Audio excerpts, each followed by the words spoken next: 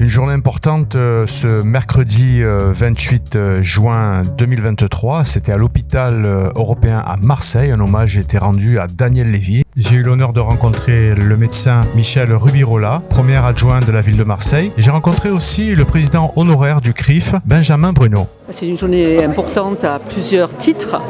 D'abord, c'est la mémoire de quelqu'un qui a beaucoup compté, quelqu'un qui a marqué quand même les esprits de la chanson. Et puis, c'est les combats qu'on mène aussi au quotidien pour favoriser le dépistage et la prise en charge justement de ce cancer colorectal. Et que c'est un message à faire passer. Faites-vous dépister, oui, faites confiance. Vous êtes médecin. Je suis médecin et que ça fait, comme disait le docteur Rinaldi, il y a 25 ans, j'étais à ses côtés pour mettre en place le dépistage de cancer colorectal au sein de l'assurance maladie, là où je travaillais. Donc c'est un combat que je continue et que je continuerai à mener. Merci beaucoup. Rien. Il y a tellement eu de moments d'émotion avec lui que finalement je considère comme un moment d'émotion supplémentaire. En quelque sorte, il nous donne, si vous voulez, matière finalement à ce qu'on puisse se rappeler de lui dans cet instant. Mais si vous voulez, en réalité, on était tellement en phase avec lui qu'on ne peut pas l'oublier. On ne peut pas l'oublier parce que c'est un artiste, comme tous les chanteurs, si vous voulez, on écoute souvent de la musique et ces musiques nous reviennent sans cesse de manière lancinante. Donc si vous voulez, on a toujours à l'esprit l'homme affable qu'il était, avec une humanité hors norme. C'est ça. Moi j'ai rarement rencontré... Il était tellement humble. Il était humble, il était humain. Il considérait tout le monde de la même façon. Il avait, bien évidemment, comme tout un chacun, plus d'affinité avec l'un ou avec l'autre.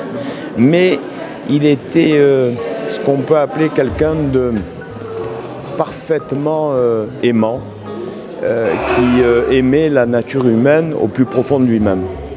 Et d'ailleurs, ce qui est toujours assez incroyable dans ces situations d'une longue maladie, on se demande pourquoi ça touche à chaque fois ou souvent les meilleurs. C'est ça, on se pose la question.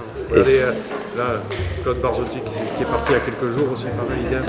Alors si vous voulez, c'est certainement une réflexion métaphysique, mais en tous les cas, on se la pose à chaque fois qu'un d'entre nous part. Et qu'il est considéré en tous les cas comme une personnalité exceptionnelle.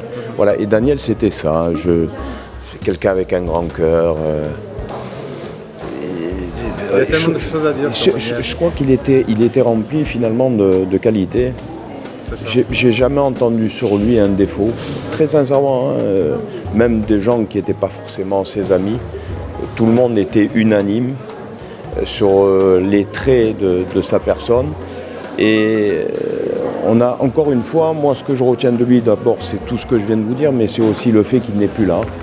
Et comme toutes les personnes chères à notre cœur, il nous manque aujourd'hui.